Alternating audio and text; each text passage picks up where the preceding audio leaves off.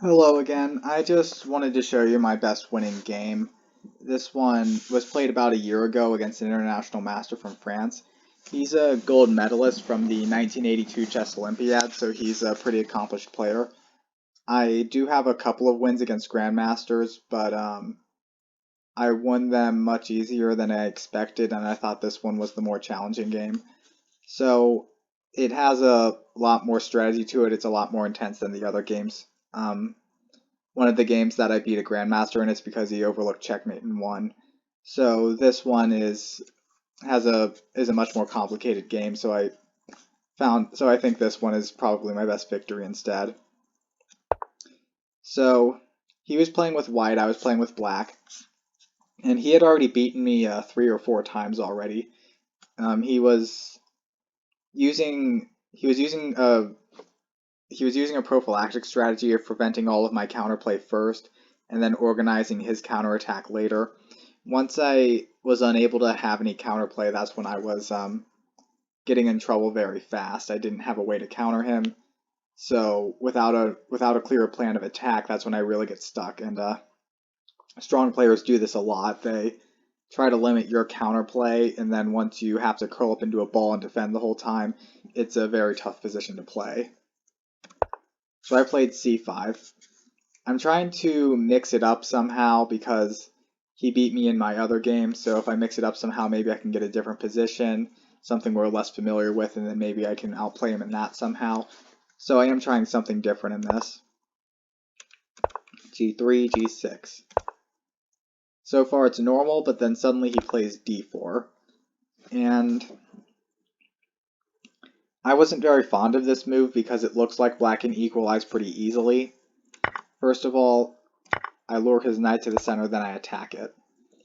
So that d4 move, I think white just gave away any advantage that he could have had, because he's just going to move that knight 3 times just to trade equal pieces.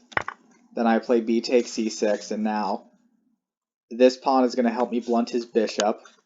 It's also going to reinforce a d5 advance. So black should be comfortably equal by this point.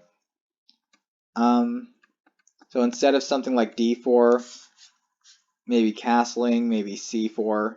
So I think there are maybe a couple of better moves aside from that d4 immediately.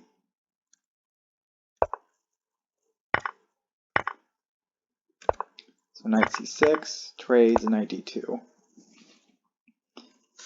And then I have a couple of options here, maybe d5, maybe knight f6. In a couple of games it says rook b8 even. I just played knight f6, continuing to get out of the way so I can castle. So both sides castle. And both kings seem to have pretty fortified positions. And now he finally does push c4. He's trying to get his queen out to a4, and also he's preparing to meet d5. Yeah, with queen a4 like this. He has pressure on this pawn a little bit, but he also has the pressure here. So he was anticipating that d5 advance, and he was preparing to attack this structure. So I needed to defend it somehow. And here I made a small mistake. It indicates by the computer. Right now it says minus 0.1. I play queen d6, and now it says plus 0.2. So this is a very small mistake that the computer doesn't always indicate. Like if you look at this graph, for instance, it says inaccuracies, mistakes, and blunders. But there are smaller mistakes other than these inaccuracies. There's even smaller mistakes than that. Let me see. I study these little micro inaccuracies a lot because I often use them to get a good advantage out of the opening. It can be even just a small advantage, but if your opponent is unfamiliar with it and they just make these common mistakes, then that actually gives you a huge advantage because they're unfamiliar with the position, plus it's slightly better for you anyway, and slightly better than it should be. So understanding these small mistakes is what I find really interesting in chess. It's all these little subtle differences, and queen d6 is one of them. Why is that? It's because if you look at this grandmaster game, instead of queen d6, he played queen b6. The idea is that this queen needs to get to a6 to challenge this queen as soon as possible, and queen d6 doesn't allow this possibility of queen a6. You'll see in a second that I eventually do figure that out, but I didn't figure it out immediately.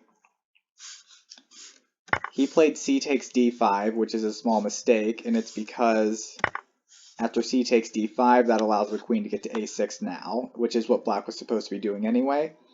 And after he played knight b3, I finally did figure out that I do need to play queen a6, so now I do. So trading that pawn was a mistake because he allowed me to do the maneuver that I wanted to do anyway. In queen b6, I could have done this without the trade even. That's why queen b6 is just slightly better. So queen b4. This is a common problem with overly aggressive players. Sometimes they try to keep the queens on the board, try to keep the position more complicated.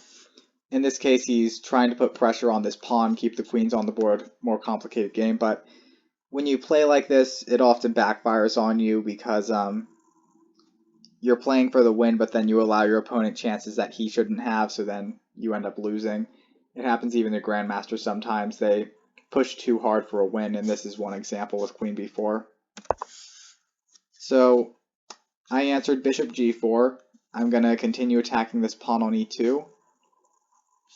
And if he takes this pawn, I can answer rook e8, followed by rook takes e2. So I'm not too concerned about the possibility of queen takes e7. He plays e3. And now he's defending this pawn. So I answer rook a b8, just attacking his queen. And he gets out of the way with queen a5. So you see, like, this already demonstrates that queen b4 was a mistake because he has to go back to a5 anyway. This is how you know that black has at least equal, if not better, position. The computer says it's technically winning for black. The queens come off and I activate my second rook. He brings his knight back to b3. The rooks were controlling all of these squares, so the knight has nowhere left to go except b3. And here is a very critical mistake. It's e5. So on the surface, e5 looks like a very aggressive move. Maybe you're controlling this whole center, you're preparing a push like d4 in some lines. So it looks aggressive and you're playing in the center. But this is a habit I have from when I was first learning from Remote Chess Academy. I was looking at a video called The Secrets of Strong Players. It's a good video, but it's about how strong players play aggressively and they play for the attack. This habit and mindset, it often holds me back from a deeper holistic understanding of chess strategy, and this is how stronger players end up defeating me through prophylaxis. It's because they limit my counterplay, and then without the attack I have a hard time doing anything at all. And in this case, the pawn on e5, it actually is limiting my own counterplay. It's not as aggressive as it looks because it blunts my own bishop, and now I can't attack this b2 pawn. If I had pressure on this b2 pawn for a long time, then that would give me a winning position. So it would be much better if this pawn were back on e6 instead. It would also be reinforcing this pawn, therefore blunting this bishop.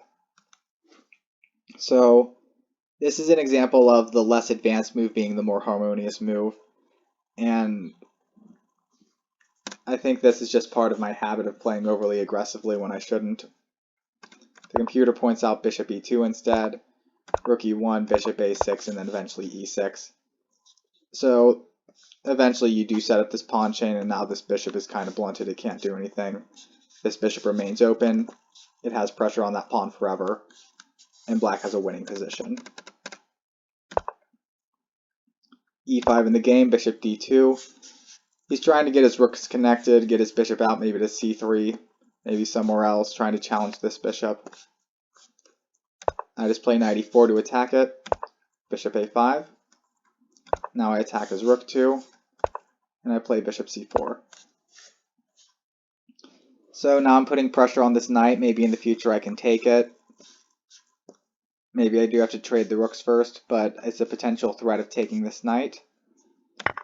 And seeing how this bishop was kind of stuck behind that knight and that pawn, he just gets rid of that knight because it was a very strong piece anyway.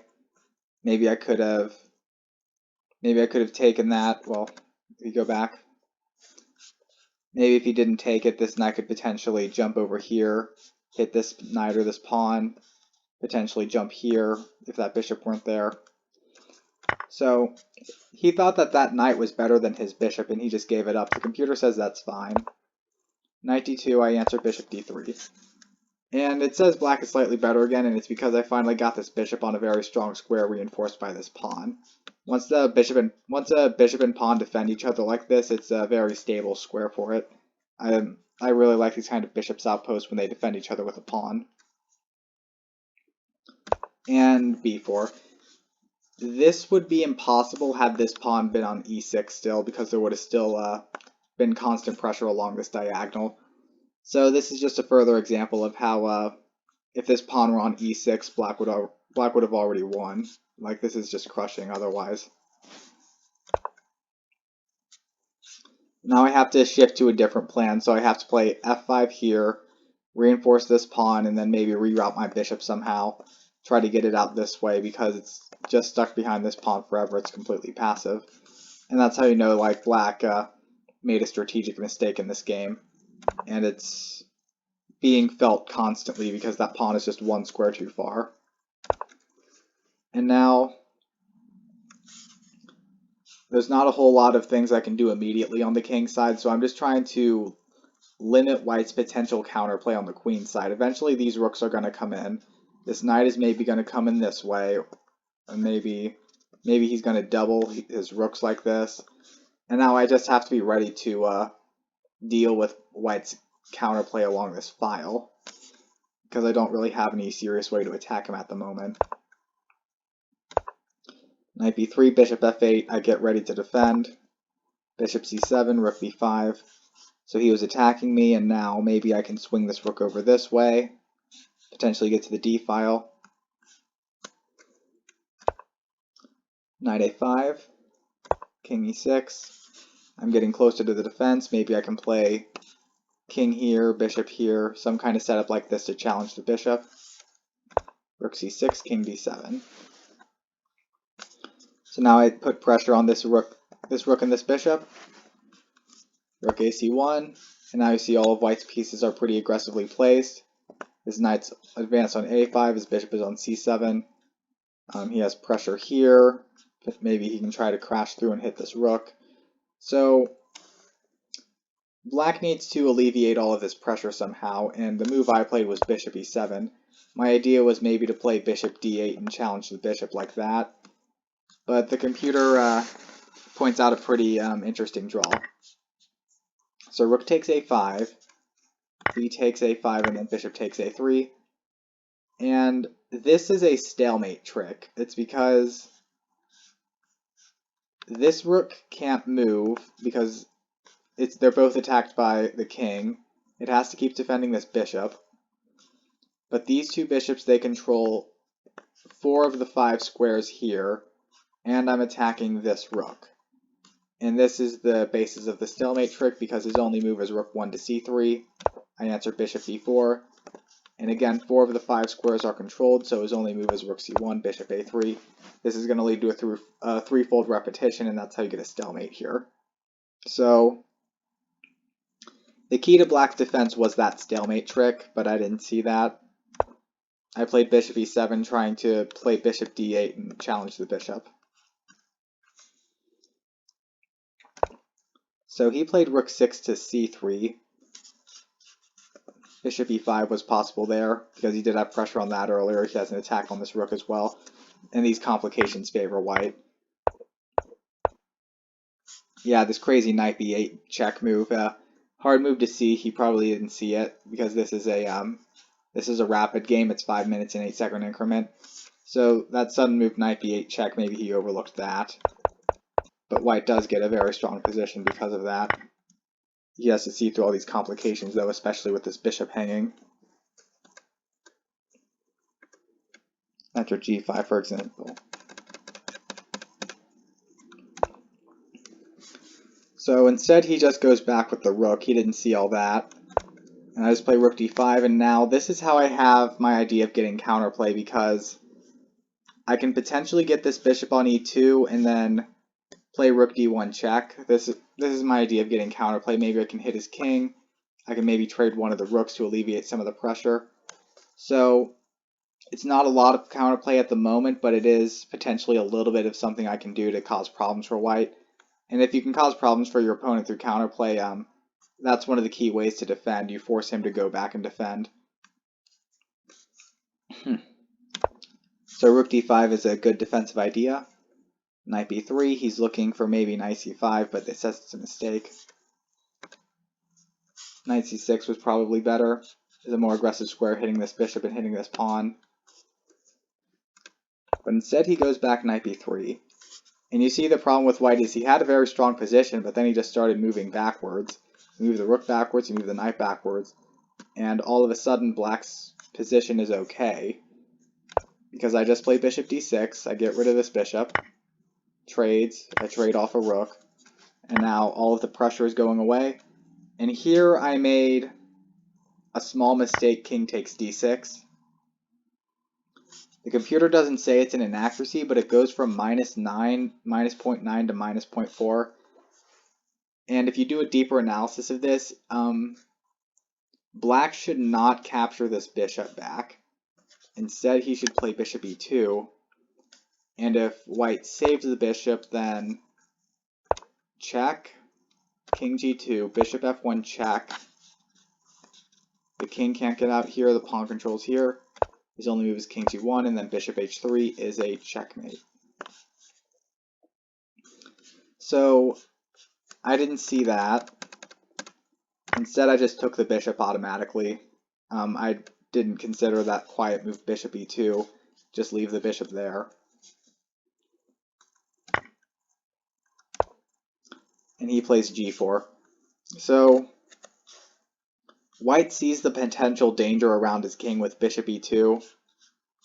For example, if I play bishop e2 here, bishop f3, and I'm setting up this checkmating net.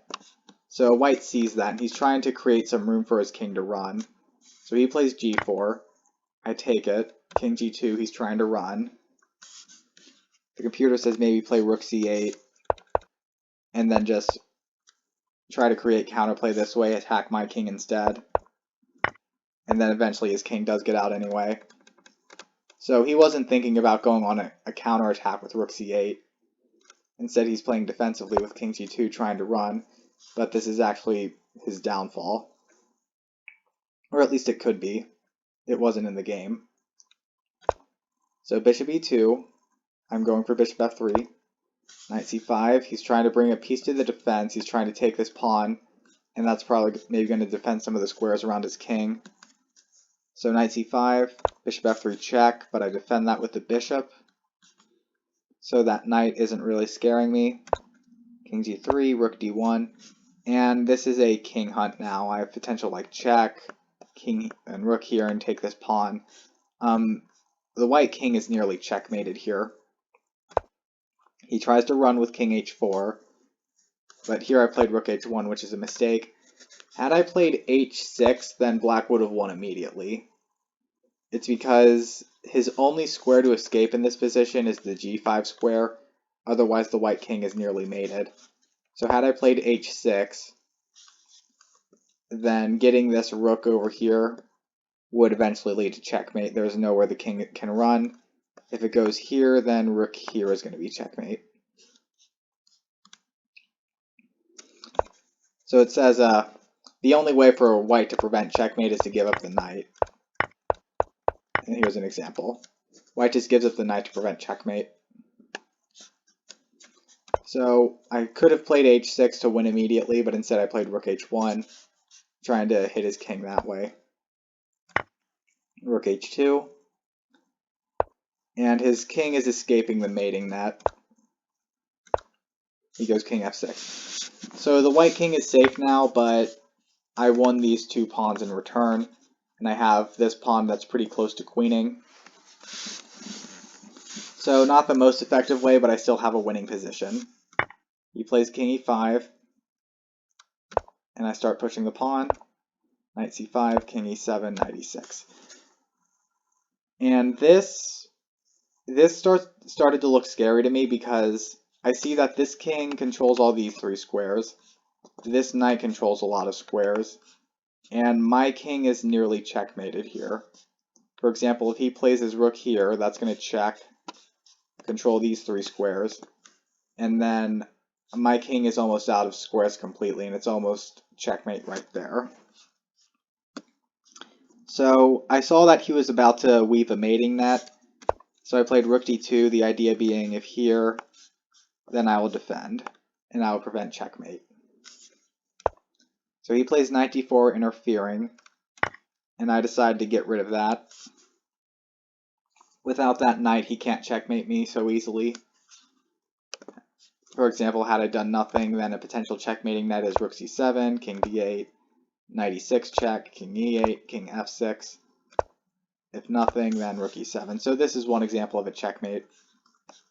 The knight controls those 2 squares, the rook controls this rank, and the king defends the rook.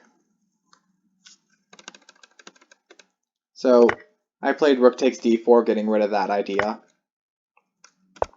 Now I push d2.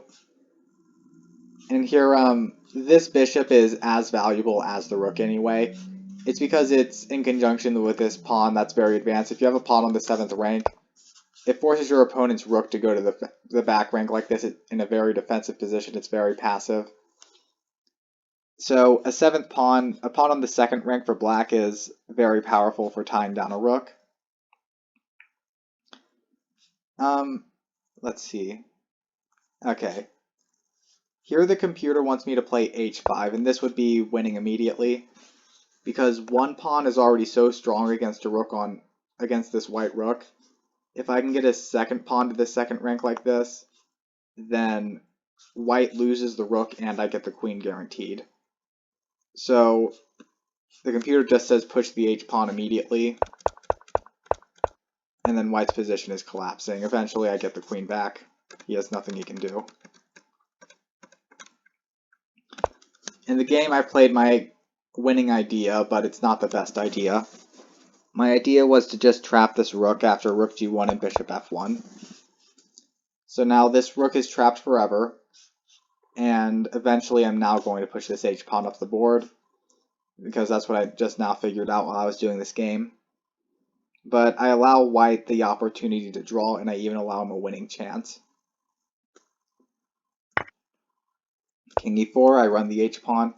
This is when I finally realized that that's my only way to make progress is pushing this pawn. So I have to do that. h4, king f3, and g5. This is a pretty interesting endgame to study right here. g5 is a critical blunder.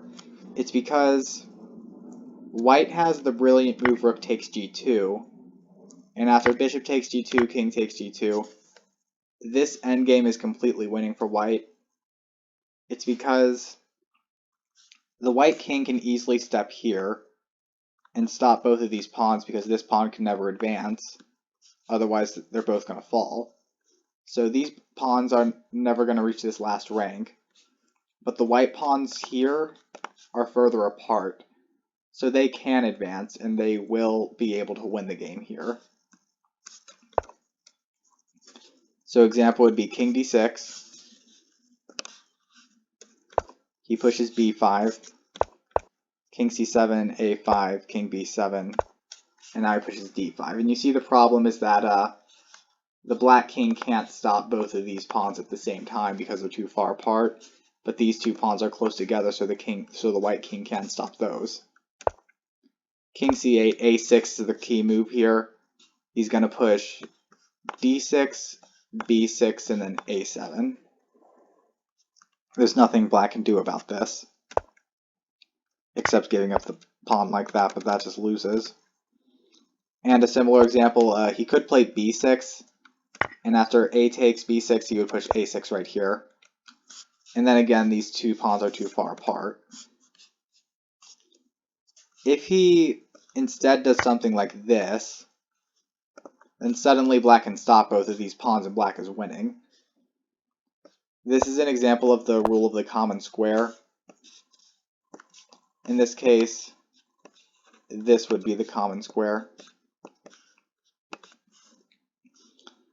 And if you have this kind of situation and black is on move to capture, then I can just capture this one immediately, and I will be in time to stop this one. It doesn't matter if he gets a queen, I just stop it. So that's the reason why the critical move is a6. If he takes on b6 and gets a position like this, that would throw it all away and black would win in the end. So that's why it says right here, a6 is critical. Black has nothing to do against this. Yeah, so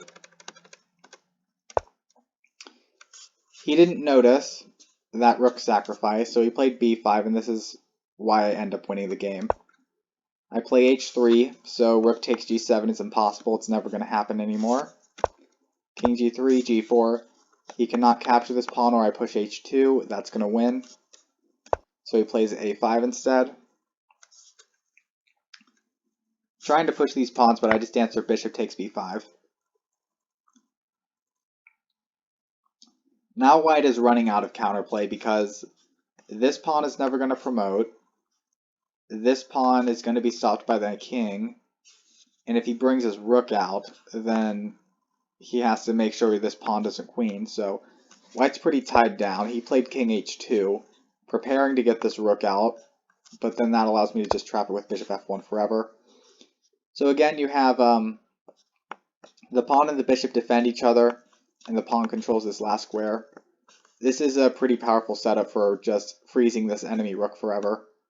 That's a common trap, a really good one that allows you to use a bishop and a pawn to defeat a rook, or at least neutralize it.